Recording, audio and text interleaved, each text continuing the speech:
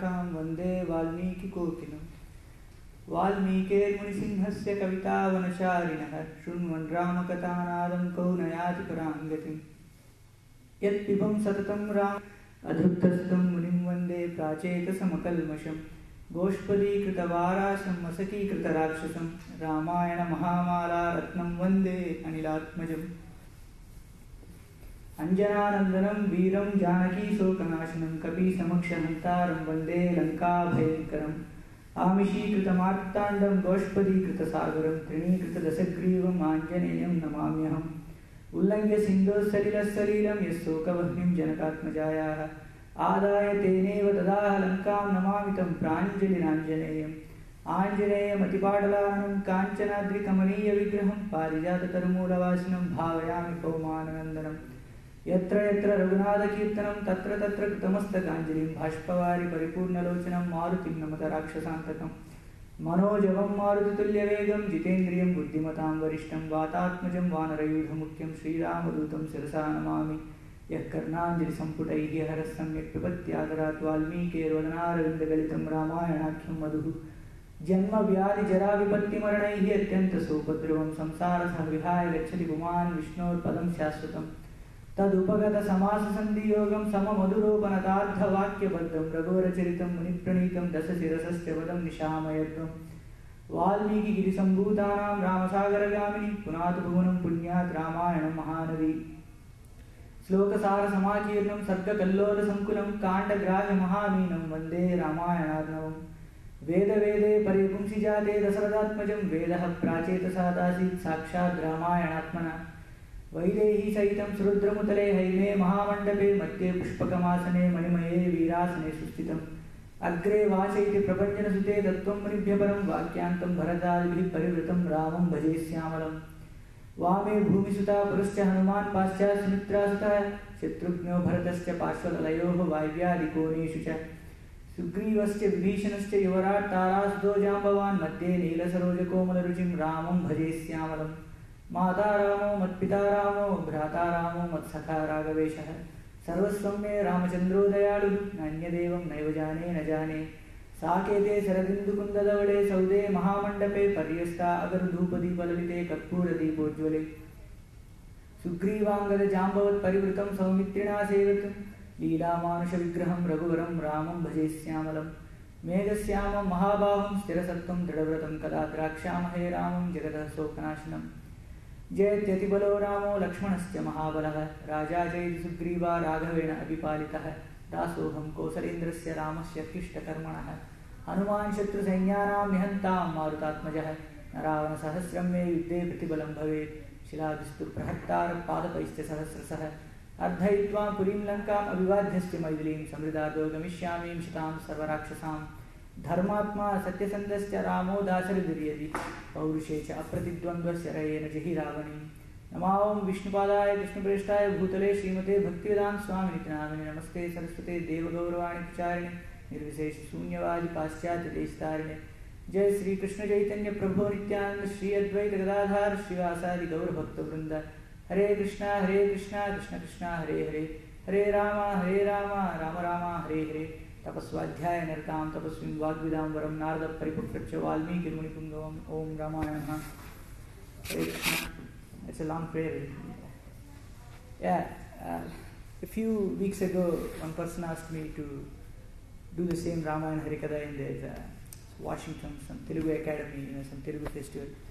I said, how much time do we have? He said, maybe 15 minutes. And I said, by the time I end the prayer, the time would be gone. I mean, they want some kind of entertainment, not the devotional. Yeah. Anyway, coming back to our Ramayana discourse, we haven't seen you for a couple of weeks. In India for Good. Yeah. So we actually covered the portion of Balakanda. Rama is born, and then he grew up, and Vishwamitra came to take him. And last week, Ramachandra and Lakshmana followed Vishwamitra, and they killed Tataka. Rama killed Tataka. So we'll proceed from this point. From now on, from that point forward. So Ramachandra, after killing Tataka, Ramachandra and Vishwamitra and Lakshmana, they all stayed in the forest called Tatakavana. That forest was named after Tataka. Since Tataka was dwelling that place was called Tatakavana, and then they stayed there. After the demise of Tataka, that forest transformed itself into a beautiful vernal beauty once again. When Tataka was infesting the forest, all the birds, animals, they all went away, and the whole forest was looking gloomy and ferocious. But after the demise of Tataka, after Ramachandra killed Tataka, the forest again, got back its vernal beauty. And that night they stayed there, and they woke up early morning, and then Vishwamitra taught them the canon of missile sciences there, which is, he gave them all the astras. There were several astras that Vishwamitra gave. Kankalas, Modakas. Modaka is a kind of club. Shikhari. Shikhari means a kind of a shield, a towering shield. And then Vishwamitra also gave them Kala Chakra, Danda Chakra, Vishnu Chakra, and Trisula. And he, other than all these weapons, these are discs, the divine discs, Kala Chakra, Vishnu Chakra, and Danda Chakra. He also gave them Varna Pasha and some kind of nooses, Kala Pasha, Varna Pasha, things like that. And he also gave them some very funny weapons. They are called Sushka. Sushka means if you throw that weapon on somebody, he becomes weak and thin and dry and things like that. So he gave them that kind of weapon. And he also gave them Mohanastra. Like if somebody comes to you in a fighting attitude, if you throw Mohanastra on them, they will be attracted to you and they will stop fighting and they will be pleased with you. That kind of astras. Gandharva astras. And he also gave them Vilapanastra. If you want to, instead of killing somebody, they just throw this Vilapanastra on them and then they keep crying. Instead of US army going and waging a war with Iraq and killing many people, they should have just thrown a Vilapanastra and then let them. So that kind of astras Vishwamitra gave to Ramachandra. And upon receiving all these weapons, all those personified weapons, like weapons in the form of each, there were several deities who are in charges of these weapons. Just like in our military, they have, okay, you be the manager you manage these weapons. Similarly, in the heavenly abode, all these missiles are under the jurisdiction of that particular deities.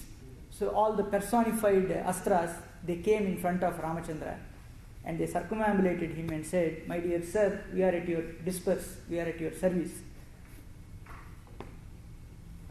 Please order us what to do." Then Ramachandra, with his bow in hand, he told them, "I don't need you now. Whenever I need you, I will call you. Thereupon you may serve me. Now, please go to your respective abodes." Then all the personified weapons, they circumambulated Ramachandra and then they left. So, Ramachandra and Lakshmana, after receiving all these weapons, now they are fully equipped. They reverentially bowed in front of Vishwamitra and asked him, "My dear sir, what is our next duty?" And then they followed him.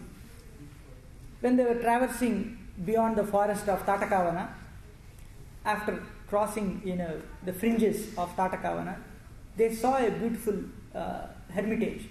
It was misty and it was different than Tatakavana. Then Ramachandra asked Vishwamitra, "My dear sir, this particular location doesn't have the same feeling as I had when I was in Tatakavana. I suppose this is a different hermitage, this is a different place. May you please explain me what this place is all about and its history and its prominence." Then Vishwamitra started to explain from the beginning. Here we see in Ramayana that whenever Rama asks a question to Vishwamitra, Vishwamitra starts from the beginning of the story. He doesn't say, if, for example, now they came to a place called Siddhasrama, which was once inhabited by Vamana. Vamana did his penance at that place. He didn't say, oh, this ashrama is Vamana ashrama. He didn't say just like that. He started from the beginning. So Vishwamitra says, my dear Ramachandra, I will tell you the story from the beginning. He said, there once upon a time, the demigods assert the wealth, property and the strength of the asuras, the daityas.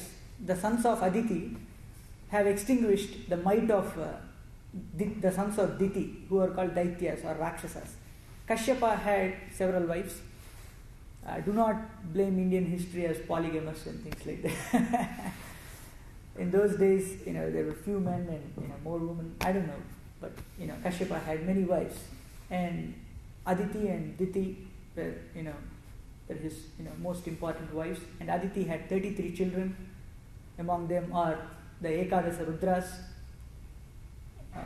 and the Ashwini gods, twin Ashwini gods. They are 30, and then the 8 Vasus, 28, and then 4 others. And Diti had several sons, Daityas. They are called Rakshasas also. Among them, so those Daityas were subdued in their strength and might, and their property was, and their strength was usurped by the demigods. I think it's after the, the Ksheerasagar Madana or some other war. I will come to it later. So then Aditi asked, oh, this was after Ksheerasagar Madana, I'm sorry. But before that, the Bali Chakravarti, usually the demigods are the one who usurp the strength of the Rakshasas.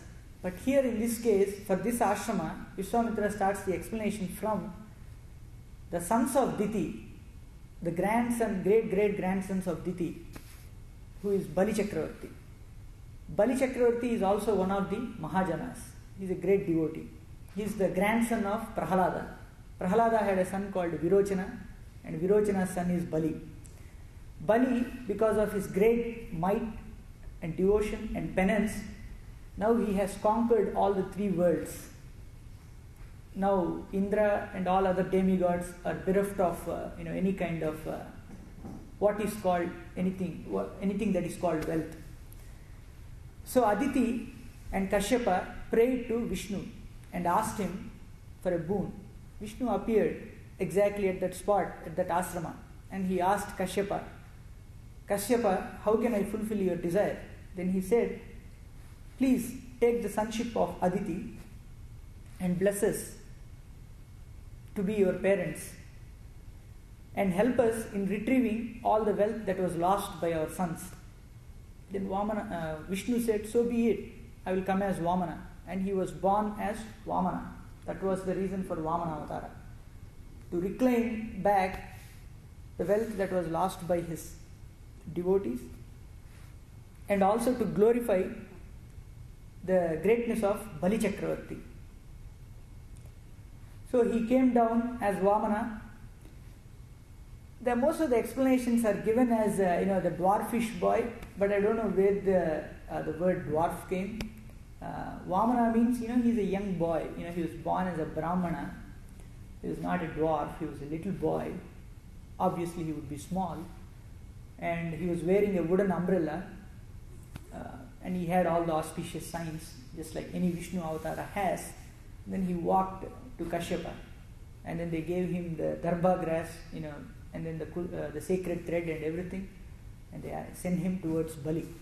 And Vamana went to Bali and asked him 3 boons. One boon, that would be, he made a request that whatever I desire, you shall fulfill that. And Bali had this solemn vow that as is, where is, that's the vow of Bali. Like whatever you ask at whatever place, irrespective of the place, time and circumstance, whatever you ask, I would grant it. That was the vow of Bali, as is, where is. So the demigods requested Vamana, saying that Bali has this vow, you please go and ask this boon from Bali Chakravarti and make him a pauper. This was their request. And then Vamana walked forward, and then he asked Bali, grant me 3 steps worth of land and worth of, wherever I set my footstep, give me that place. Then Bali offered him, yes, whatever it is you ask, I shall give you. Then Sukracharya, he told Bali Chakravarti that do not grant this boon, you would be deprived of everything. But Vamana did not listen, Bali Chakravarti did not heed to the advice of Sukracharya. No, this is my vow and I shall do it. Then he took the water pot, Kamandala, and then he started pouring the water to Vamana. The first step, but when he was pouring the water, Sukracharya entered into the water pot, into that Kamandala, and he blocked the water path, so that the water won't come out of that Kamandala. Then Vamana took a blade of grass, a straw, and then poked into that nozzle. And then that Darbha, struck the eye of Sukracharya, and he lost his eye from that point forward. He was left with a single eye. And there is a nice anecdote on this. Once upon a time, there was a king called Tirumalaraya. Tirumalaraya? Yeah. Tirumalaraya, he asked one of his quote poets to sing a poem in glory of him. But he had only one eye. Tirumalaraya had only one eye. How can the poet sing the beauty of this king, who doesn't have an eye? So he sang ironically. He said, Annati Guda Harudagu, Annati Guda Kunna Asura Gurundavu, Anna Tirumalaraya, Kannokkati Migiragani Kauravapative. Annati means wife. Annati Gudina Harudagu. That means with your wife, you are like Shiva. That means with his one eye and with the two eyes of his wife, he becomes Shiva because he has three eyes now. Annati Guda Kunna, that means without your wife, you are Asura Gurundav, you are Sukracharya. Because Sukracharya has only one eye. Anna Tirumalaraya. He's addressing, O King Tirumalaraya, Kannokkati Migiregani, you are left with one single eye, else you would have been Kauravapati, that means Dhritarashtra. So like that, he ironically praised that king. So that Sukracharya was left with one eye from that point. And then Bali Chakravarti gave the water to Vamana. That means he granted the boon, the request. And Vamana, he put his first step on this earth, and then he lifted the leg and then touched the edges of the universe, whereupon his toe pierced the outer shell of the universe, and from where Ganga evolved. That's why Ganga is so sanctified river, because it took its origin from the feet of Lord Vishnu. One may be wondering, how can there be water in the outer shell of the universe? Even now, scientists advocate, right, the water on earth came from somewhere else, right? So they have some stories like that. So we don't know. So Vamana's toe pierced the outer shell of the universe, and then Ganga evolved from there. And then the third step, Vamana asked, where should I place my third step? Bali Chakravarti bowed forward and said, put it on my head. And then Vamana placed his third step on his head and then pressed him to the Netherlands. Not the Netherlands in Europe, but to the Rasatala. There are 7 subcategories under the earth, like Atala, Vitala, Kutala, Talatala, Rasatala, and Patala.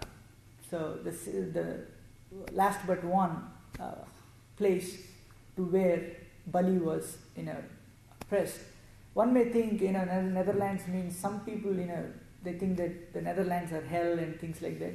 No, nothing like that. Patala is also a beautiful place. We get these descriptions in the Mahabharata, in the beginning of Mahabharata, when Suta Goswami explains it to Saunaka.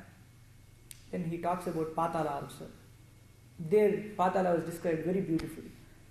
So to that Rasatala, Bali was pressed down. But Vamana, Lord Vishnu grants him a boon, saying that, my dear child, Bali, you would be the next Indra in the coming Manvantaras. So as we know, all these, the positions of the sun, moon and the demigods and Brahma, all these are positions. And even they too has a timeout, not just human beings. The only difference being their lifespans are when compared with the measurements of human time scale, they are enormous. But they too have a time limit. So you would be the next Indra. That's what Vamana promised Bali Chakravarti. Then Vishwamitra started continuing he continued his story, saying that this was the ashrama where Vamana did his penance, and this is called Siddhasrama. Siddha means, your desires are accomplished. That's what Siddha means. That's why Vishnu is also called Siddhartha, Siddhi Sankalpa, Siddhida, Siddhi Sadhana. My sister told me a nice story about this. Somebody told her that if you recite this poem, this verse, everything will get satisfied. Siddhartha, Siddhi Sankalpa, Siddhida, Siddhi Sadhana. So she went to Tirupati once. You know how difficult it is to get Tirupati laddus there.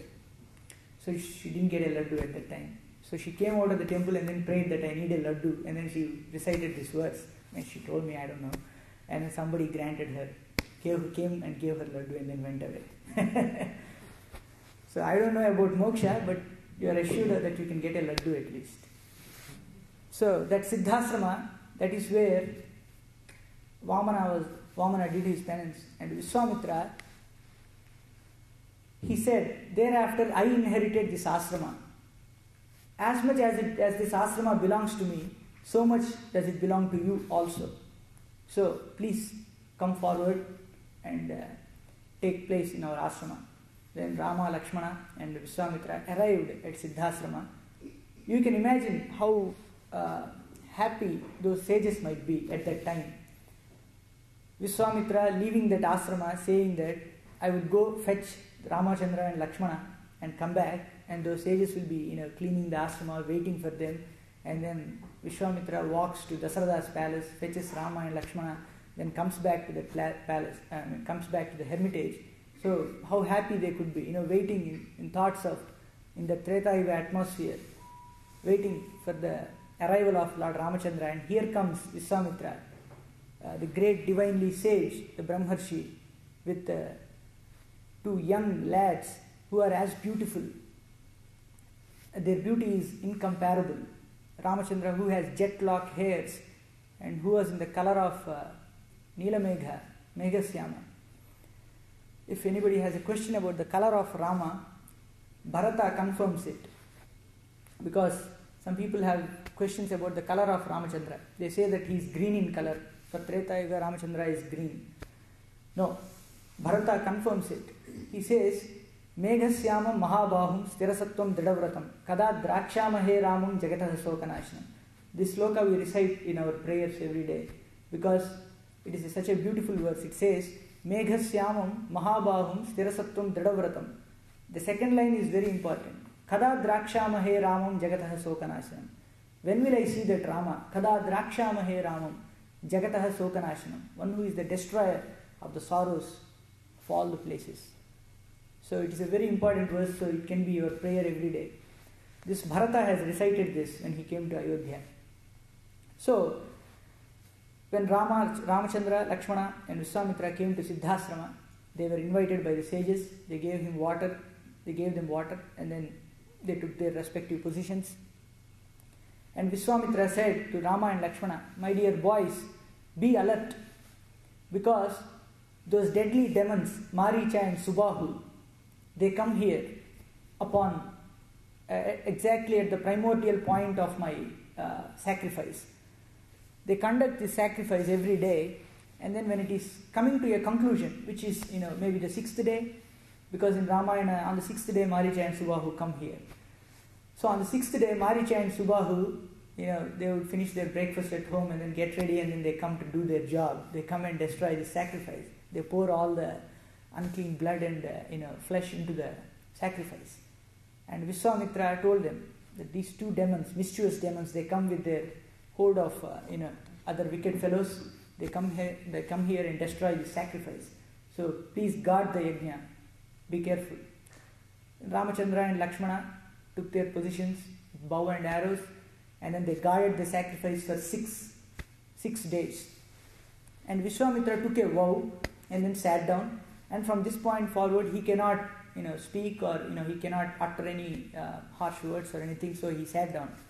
On the 6th day morning, Maricha and Subahu arrived as expected. Valmiki describes vividly here that when they came, the entire sky became dark, just like clouds in the sky. Those two huge demons, along with their, the company of bedfellows, they all came together with the pots full of flesh and blood, and then they arrived at the point.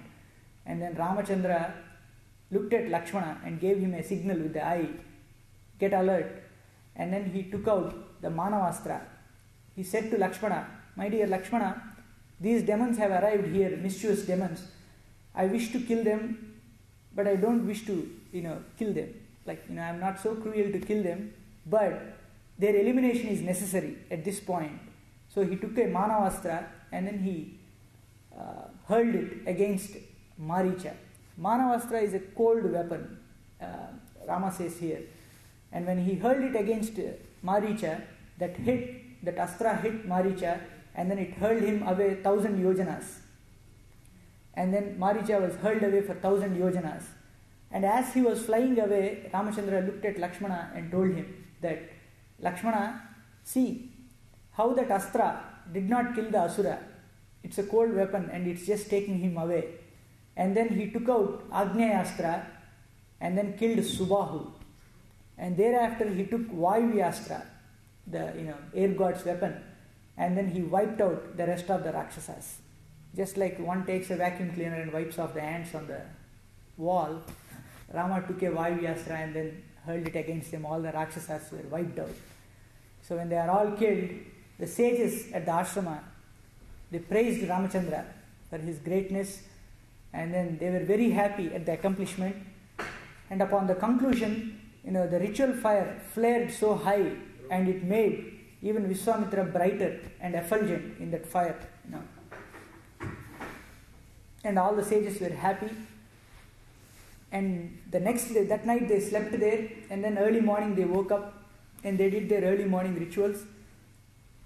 And then the sages of the ashrama took leave from Vishwamitra, and they said to Ramachandra, we are proceeding towards Midhila, where a great bow and effulgent bow is kept. You might want to see it, my dear Ramachandra. They did not say that in Midhila Sita is there, would you come? Because Ramachandra would disagree and he would not come.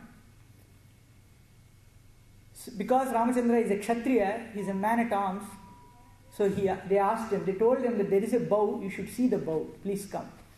Then Ramachandra looked at their guru Vishwamitra, and he too agreed. He gave him his consent and said, let's follow the sages. So they all, the very next day, they gathered all their paraphernalia and they started to leave the ashrama. And Vishwamitra bid adieu to the Georgic gods, the woodlands, deities of the woodlands, and to the hermitage. But all the birds and animals also followed Vishwamitra.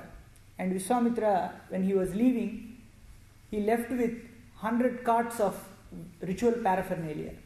One might be wondering, how come they have 100 carts of ritual paraphernalia? But if you see any yajna, if you look at the paraphernalia of the yajnas, they have several wooden vessels. They don't use steel or any kind of metal in yajna. They might use copper and gold, that too I am not sure. But all the vessels are made of earth and wood. And even they have different kinds of ladles and vessels.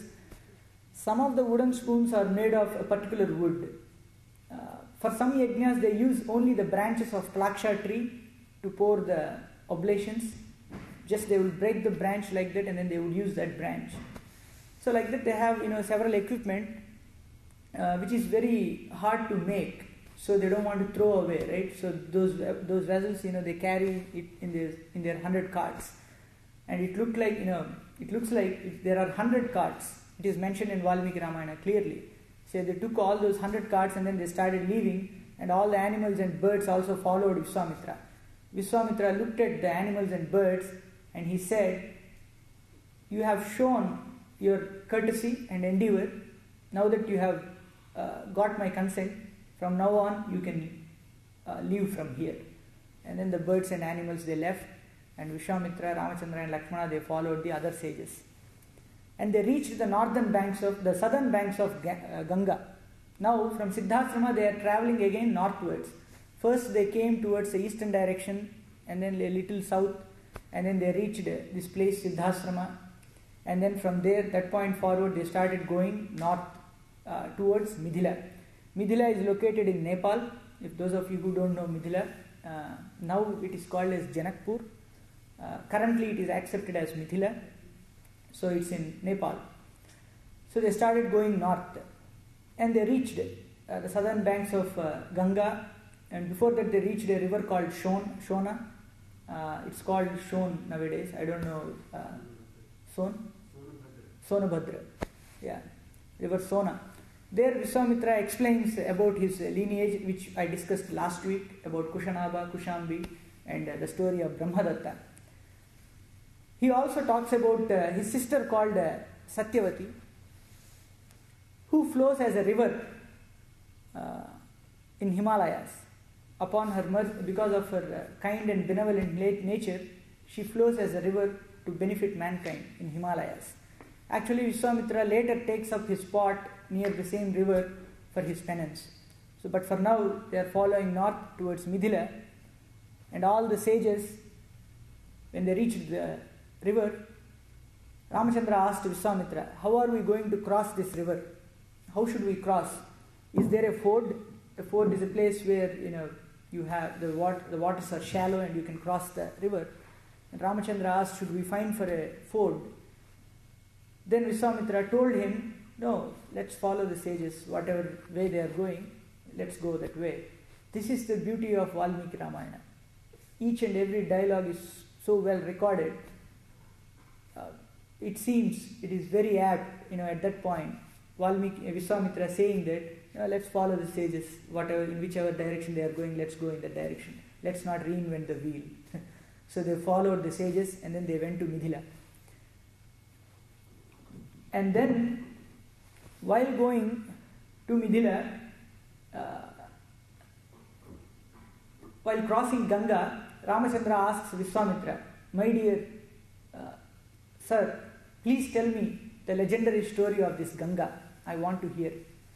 Then Vishwamitra starts from the beginning again.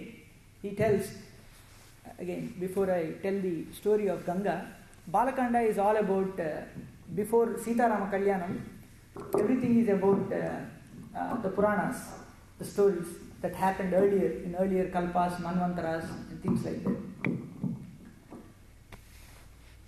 So Vishwamitra started explaining him. "My dear Rama, there once was a great king called Himavanta, the Himalayas, Himavanta. He had two daughters, namely Ganga and Uma. And first he talks about the eldest daughter, Uma. Uma, she was given as a wife to Shiva. She's called Parvati. And once upon a time, when the demigods, when they came to Shiva, when Shiva was, you know what? Before going to that point, I would like to tell what the sages have spoken to Ramachandra. They say, when they are talking about the great bow of Shiva, they tell Ramachandra that, "My dear Rama, that great bow was given to the ancestral father of Janaka by Shiva himself." The story of the bow goes this way. During the time of Daksha Yajna, when Parvati was, not Parvati, but Sati, was immolated, at the time Shiva became ferocious and took the bow, and then he destroyed the yajna. Upon the request of the demigods, he was appeased, and then he took the bow, and later on the demigods gave that bow to Devarata, who was the ancestral father of Janaka. The original story is Vishnu and Shiva. At one time the demigods decided who is great among Vishnu and Shiva. Again, Lord Shiva and Vishnu, this Lord Shiva is Vaishnavanam Yathashambhu, he is the topmost Vaishnava. There are no such differences, but when the demigods wanted to decide who among these two is the greatest, Vishwakarma crafted two bows. One is one is Shiva Chapa, this one, and the other one is a Vaishnava Chapa, which Vishnu used, And then upon Vishnu's hum, he did a hunkara, and then the thread of the great bow of Shiva, broke, and then he casted that bow away and then he left. And that bow was given to Devarata. Again, Devarata is the ancestral father of Janaka. If you look at the lineage of Janaka, it's a big lineage. I would tell it now. Once upon a time, there was a king named Nimi. Nimi, Midhi, Janaka. Janaka is not the father of Sita, this Janaka. This is another Janaka. Nimi, Midhi, Janaka. Udavasu, Nandivardhana, Suketu, Devarata. To this Devarata, the bow was given. And after Devarata, Brihadrata. And Sura, Mahavira were the sons of Brihadrata. And to Shura, Drishtaketu was born. Drishtaketu, Haryasva, Maru, Pratindaka, Kirtirata, Haryasva, Maru, Pratindaka, Kirtirata, Devamida, Vibhuda, Mahidraka, again Kirtirata, Maharoma, Swarnaroma, Hraswaroma, and Janaka and Kushadwaja are brothers who were born to Hraswaroma. That's why Sita is called Hraswaroma Prapautri. That means granddaughter of Hraswaroma. So this is the lineage of Janaka. So Devarata was the sixth from the first king. So to him this bow was given. And from that point forward, that bow has been worshipped in the lineage of the kings of Midila. And it has been given, offered sandalwood and alu, incense and other auspicious things at occasions like the festival of bows and things like that. And that bow is there, so let us see it. So this was a story that the sages told to Ramachandra. Now coming back to the story of Ganga. So Uma, when she was given to Shiva, Lord Shiva, for 100 divine years, he was with Parvati. And his stages was increasing day by day. And they thought, from out of such a family life of Shiva, if a son is born, we don't know how powerful he is going to be. Whether he is going to be a demon or a demigod, we don't know. So they were afraid. So they went to Shiva and asked him to cast off his stages and not to let Parvati bear a son. And Shiva granted the boon of his devotees, and then he said, where should I cast off the stages? Then they asked fire god to take it. So the fire god took that, and then he left it on earth. And then even the earth could not bear the fire of Shiva. And then she requested, where should I cast it off? And then she left it in Ganga. And that embryo, again Ganga asked, where should I cast it off? And the fire god told her to cast it off on earth again. And then when she let the embryo go, there were many minerals born at this time, gold and silver, and then the residue became tin and lead. This is what Valmiki Ramayana says. And that embryo became Subramanya, who is Kartikeya. He was suckled by Kritika stars. They gave him the milk. They fed him, the boy, the newly born baby boy. That's why he is called Kartikeya, because the Kritika stars fed him. And then Kartikeya grew up and he became the chief commander of the demigods. That was the story of Uma. And coming back to Ganga, and she is called Tripadaga. She travels in the heavenly abodes on earth and then to the Netherlands also.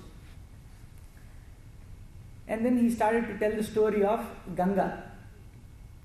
And Ramachandra asked, my dear sir, please tell me how this Ganga was brought down to earth. Then Vishwamitra started to explain. There once upon a time, in your own dynasty, in your own lineage, there was a king called Sagara. And those of you who don't know Sagara, we would talk about the lineage of Rama as many times as we can, so that you get it by heart. There once upon a time there was Avyakta Brahman, who is Vishnu himself. From him came Brahma, Marichi, Kasyapa, Vivaswan, Manu, Ikshwaku, Kukshi, Vikukshi, Bana, Anaranya, Pritu, Trishanku, Dundumara, Yavanashwa, Mandhata, Susandhi, Druvasandhi, Prasenajit, Bharata, Asita, Sagara. And then from there, Asamanjasa, Anshuman, Dilipa, Bhagiratha, Kakutstha, Pravruddha, Shankanu, Sudarshana, Agnivarna, Maru, Prashishruka, Nahusha, Nabhaga, Yayati, Nabhaga, Aja, Dasarada, Rama, Lakshmana, Bharata, Shatrugna. So that Sagara, he had 60,000 sons. First, he did not have children at all. Then he prayed to, he went to Bhrigu Prasravanagiri. If you remember, in Kishkinda Kanda, Rama stayed on Prasravanagiri, but that was in the south of India. But this is Bhrigu Prasravanagiri, which is in Himalayas. So he went to Bhrigu Prasravanagiri along with his two wives, Kesini, who was the daughter of Vidarbha, and Sumati, who was the daughter of Kashyapa. Kashyap, and she was also the sister of Garuda, the mighty Garuda. So with his two wives, Sagara went to Bhrigu Prasravanagiri and prayed to Bhrigu. And Bhrigu came down. You may be wondering, why should we know all these names, all these details? But that's the beauty, trying to explain the details of Ramayana. Hearing, by just mere hearing of all these, names,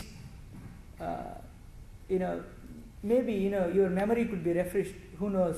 Just like when you smell something, it reminds you of your ancient past. Similarly, some name, could bring back your connection with the Lord. Because we have all been existing since the time of Ramayana. We lived with Rama, but somehow or the other we still survive here without going back. And for our sake, even Hanuman is wandering here. So any name could bring back your connection. Krishna establishes this in his Bhagavad Gita, saying that Natva evahum jatunasham natvam neme janadhiva nachaiva na bhavishyama sarve vayam atah param. That means, all these kings, do not think that they did not exist. They cease not to exist, not now or even in the future. They shall exist, like this. They have always been here and they shall remain. Remain in the sense they will remain, their souls will remain. Similarly, we too have been there, Sanatanaha. We have been since time immemorial. So any name could bring back your memories. So with Kesini and Sumati, Bhrigu, Sagara prayed to Bhrigu, and Bhrigu appeared before Sagara, and he told him that you will be blessed with 60,000 and one son. One wife will bear 60,000 sons, another wife will bear one son. But he will be mighty and he will be the bearer of your progeny. Whereas the other 60,000 sons may not have any more children. And then Sagara was satisfied. He came to Kesini and Sumati explained them what his boon was, but they were confused that who will bear 60,000 sons and who will bear one son. Can you clarify it to us? So they went back to the sage Bhrigu, and then the ladies asked him that can you clarify, who will get what portion of the boon. Then Bhrigu explained to them that it shall be upon your free will. Whoever desires, whatever from the boon, you will get that. Then Kesini was satisfied to have one son. She said, one is enough for me. Maybe she might be like the modern people of India. Because now they're saying that one is like they have a saying in Telugu, Okkaru muddu, iddaru haddu, mugguru vaddu. Okkaru muddu means one is lovely, and two is a limit, and three no. Because India is billion in population and 1/4 of the space of this country. But anyway. So she asked, okay, one son is enough for me. But but Sumati, she wanted 60,000 sons. They say that when you have more children, the love multiplies, right? It doesn't mean that if a mother has 2 children, it doesn't mean that she, makes the love, she divides her love into half and then gives half to this child and half to that child. No, the love multiplies. The same love she would give to another child, like that the love multiplies. So Sumati bore 60,000 children. Kesini gave birth to a son called Asamanjasa, and then Sumati gave birth to a huge egg in the form of a watermelon or a cucumber, and then they divided it into 60,000 pieces and then stored it in ghee jars, and then those became the 60,000 sons of Sagara. Valmiki, out of mercy, did not name these 60,000 sons. He just said Sagara had Kesini had one son and Sumati has 60,000 sons. He rescued me, so I don't have to say 60,000 names. So, and one may be asking, how come they can make children out of ghee jars, and there are test tube babies now. When you are writing about the story of a person, like when Valmiki is documenting the story of Ramachandra, he doesn't have time to talk about this technology of how to make children out of the ghee jars or the canon of missile sciences.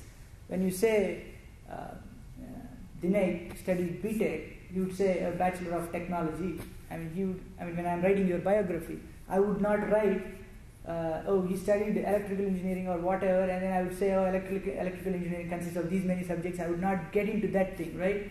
So similarly, when Valmiki explained the story of Ramachandra, he just names what all the types of education and the types of things that are prevalent at those times, but he did not get into those details. Those details could have been lost. So now those ghee jars, from those ghee jars came out 60,000 powerful sons whose nails were like diamonds. Then Sagara decided to perform a big ritual, horse ritual, Aswamedha Yaga.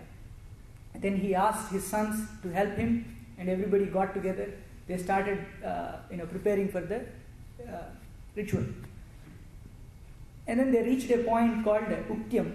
In the Vedic ritual, Uktyam is a kind of, it's a portion, It's a Prakriti Vikruti type of yajna. They have Prakriti Vikruti and Prakriti Vikruti type of yajnas. Prakriti yajnas which doesn't have any kind of subsidiary yajnas, whereas Vikruti has a subsidiary yajna, things like that. They have classified it. So this Uktyam, when it arrived to that point, the ritual horse was stolen by Indra.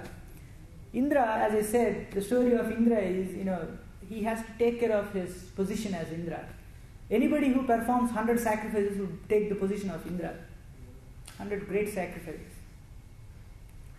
So he took the ritual horse, and then he stole it, and then he kept it somewhere.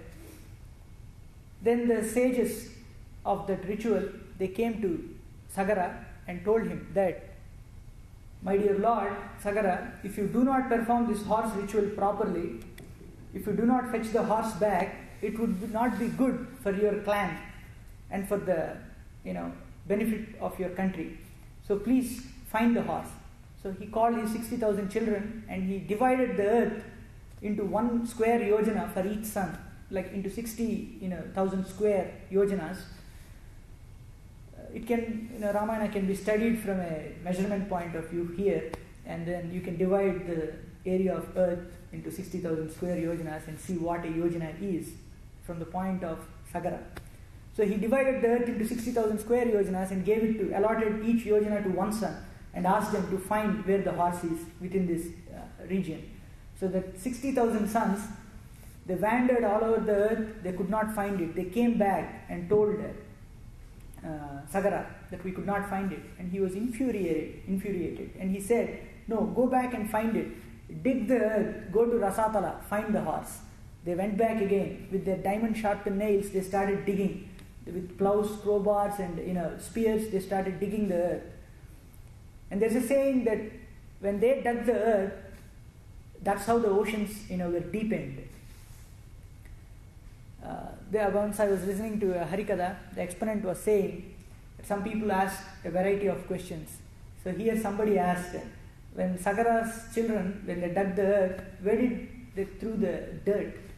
What happened to the dirt? The earth.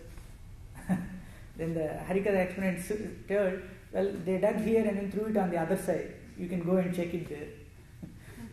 for such, what is the answer for such questions? But anyway, they deepened the oceans, and then when they started digging on the eastern side, they found the elephant called Virupaksha, who was upholding the earth.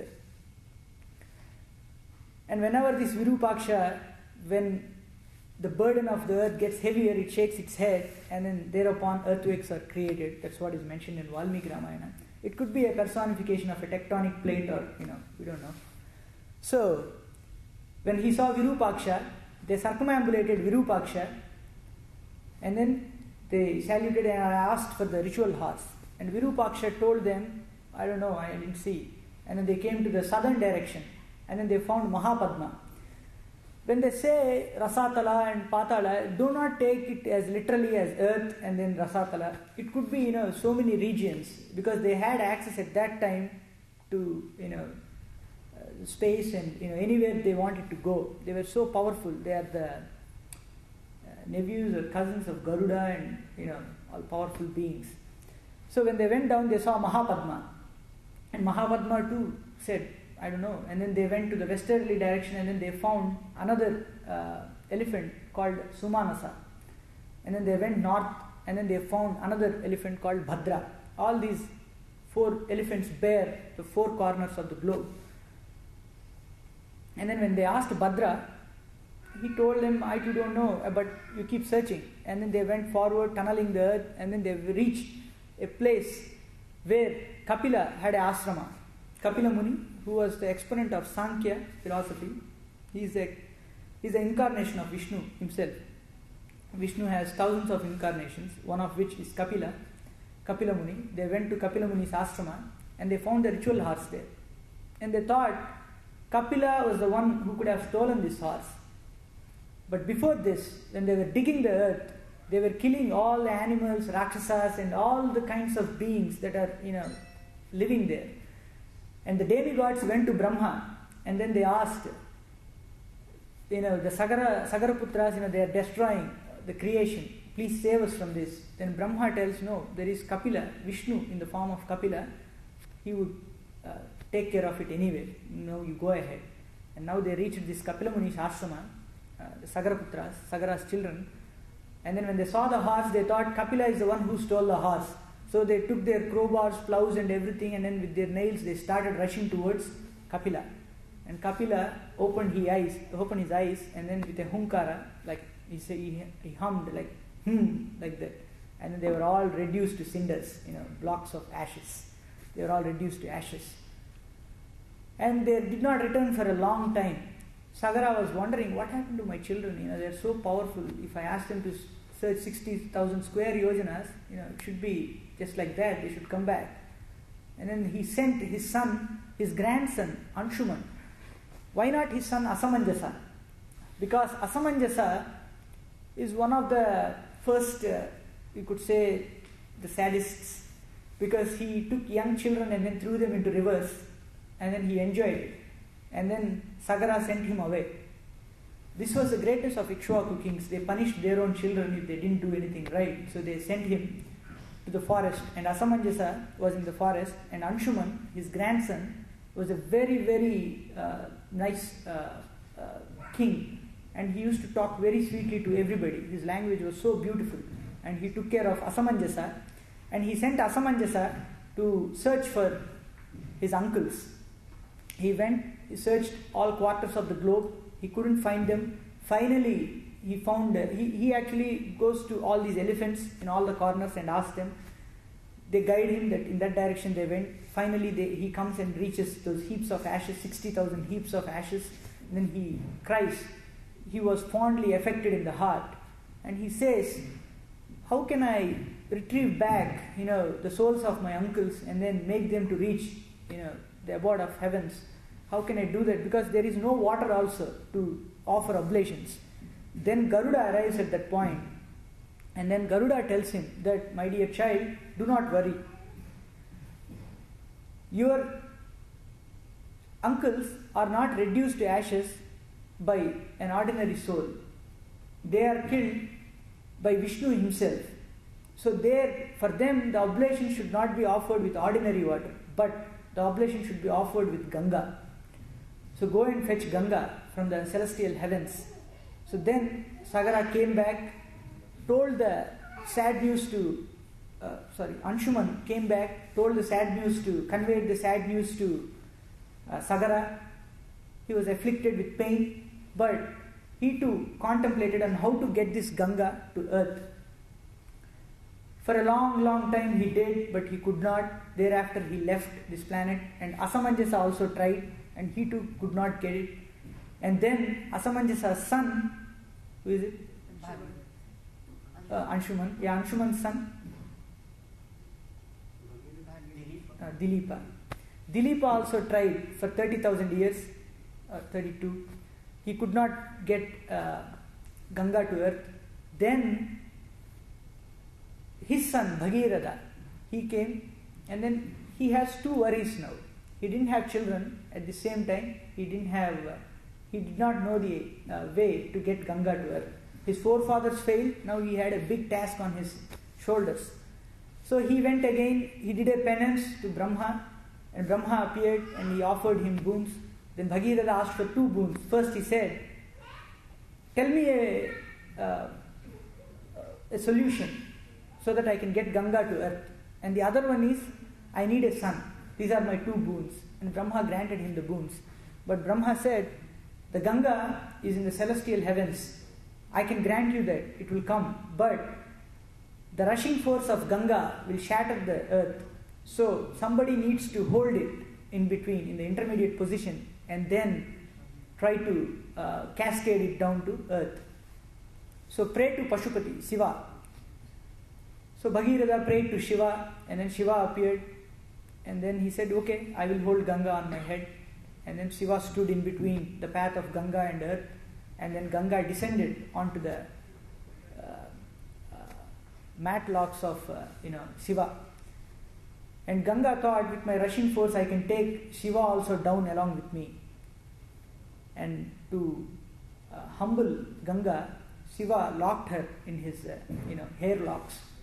And then for a long time Bhagiratha was watching Shiva, and Ganga came down onto his head, but from now it's not coming down.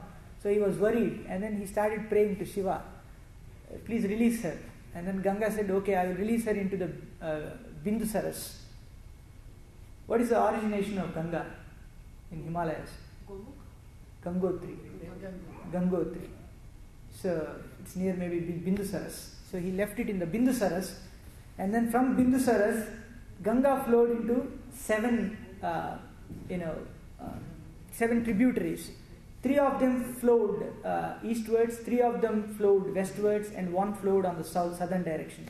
The ones that flowed on the eastward direction were Hladini, Pavani, and Mandakini. And the ones that flowed on the westerly direction were Sindhu, Sita, and there's one more.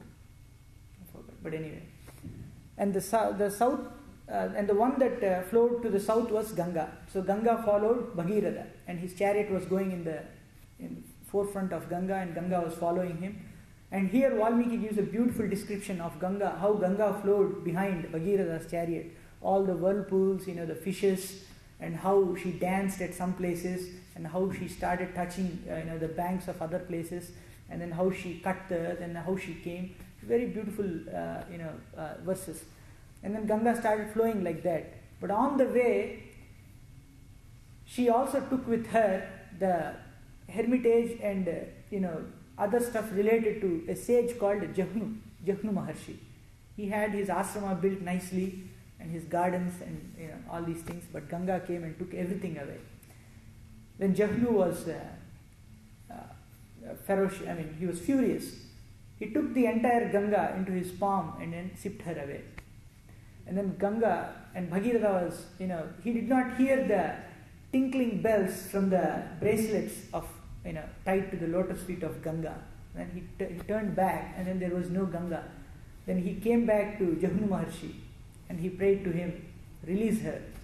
And then he said, if I release her from my mouth, she would be like, she would not hold the same sanctity. So I would release her through my ears. So he released the Ganga through his ears. And because she is the daughter of Jahnu Maharshi, Ganga took birth from Jahnu. She's called Jahnavi. Yeah. and then Ganga followed, and thereafter she followed to the Netherlands, and then rushed into the heaps of the ashes of Sagara, and that's how they took the abode of heavens from that point. So this was the story of Ganga, which was briefly, Valmiki said it brief, but it was pretty elaborate. So I explained it to Ramachandra. So and Rama was fully satisfied, and thereafter they came to a place called Vishala. So how much time do we have? You want to continue or stop or? Huh? Okay, we'll continue for a few more minutes. And then Ramachandra, Lakshmana, and they followed Vishwamitra further. Now they reached a place called Vishala. And here Vishwamitra explains the dynasty of the kings of Vishala. Here also there are kings who are named after Ikshvakus, but they are not the same Ikshvakus of Ayodhya. These are different Ikshvakus. So you should read Ramayana to get a clear understanding of all the dynasties that ruled India at that time. So these were different kings. But one of the king arrived there, and then they pleased Vishwamitra. So at this point we will discuss the story of Vishwamitra. Here actually the story of Vishwamitra is described by Shatananda, who was the son of Gautama Muni. He was the minister of Janaka, and he was the son of Gautama Maharshi, son of Gautama and Ahalya. He actually was sent by Janaka to this place where Vishwamitra was staying near Vishala to receive Vishwamitra. That Shatananda explains the glory of Vishwamitra. But before this we will talk about the ashrama of Gautama Maharshi. So before reaching Vishala, they reach a hermitage which was full of gloom and unattended, and all the trees, they shed their leaves, and it was covered in full leaves. Then Rama asks, what is the story of this ashrama? Please tell me. Then Vishwamitra explains him. My dear child, this ashrama belongs to a sage called Gautama. He was once living here with his beautiful wife Ahalya. Ahalya, they say, was the most beautiful woman created by Brahma. She was one of the Panchamahakanyas. Sita, Ahalya, Tara, Mandodari, there's one more, Draupadi. Yeah. These are the most beautiful women ever in the history of our Puranas. So Ahalya was one. She was given to Gautama, but she in the beginning when she was born, she looked at Indra and she loved Indra. But then she followed the order of her father and then married Gautama, and she was staying very piously and chastely. But Indra, one day, when he knew that the ascetic power of Gautama is increasing, he wanted to reduce it by angering him, by invoking anger in Gautama. So he came down in the form of Gautama Muni, and then he approached Ahalya with a unholy desire. And then even though Ahalya knew that he was Indra, but because the Lord of the Celestials himself was enchanted by her beauty, she yielded to his desire. But then later on she realized the heinousness of her act, and she pleaded Indra to go away quickly, fearing the power of penance of her betrayed husband. Then Indra hurriedly left the ashrama, but unfortunately for Indra, he bumped into the sage Gautama, who was clad in wet garments and lustrous in spiritual potence, and pretense was all hopeless before that all-seeing wisdom. Then Indra threw himself in abject supplication at the feet of the sage, and wrath with anger, loathing in anger, Gautama pronounced these words, saying that, lustful beast as you are, dead to all righteousness, may your manhood fall away. And Indra went away to the abode of heavens in ignominious shame. So this was the story of this ashrama. But then, as a solution to Ahalya, Gautama prescribed a medicine, to his wife, saying that you shall reside here under, covered with leaves and sand, just like Bhasmasayini. He doesn't curse her to be a stone. He pronounces a curse saying that you live here just like some particles of earth, covered with leaves and trees. And since then, Ahalya was here doing her penance without taking even food, and she is here. And he also prescribed the remedy for it. And once you do this way, there will, long after from now, the descendants of the Ikshvakus, namely Raghava, Ramachandra will come here, and when he touches this land with his feet, you will get back your original form, you will be purified, and then I will take you back. And then Ramachandra came, and Vishwamitra requests Ramachandra, please enter this precincts of the hermitage and relieve Ahalya from the curse. And Ramachandra entered, and then Ahalya wakes up. Here Valmiki beautifully mentions that she rose just like a moon rises, in the dark sky, and she rose and she was shining, lustrous, glittering like the water that shimmers on the moonlight that shimmers on the ripples of water. So Ahalya woke up, and Rama and Lakshmana, they paid their obeisances to Ahalya, and then they took the blessings of Ahalya. Then Ahalya offered them water and all the respects. Then she cooked food for Ramachandra there. And with that good note, we'll stop here. And any questions? You said that Ramachandra's color is Mekashama. Yeah.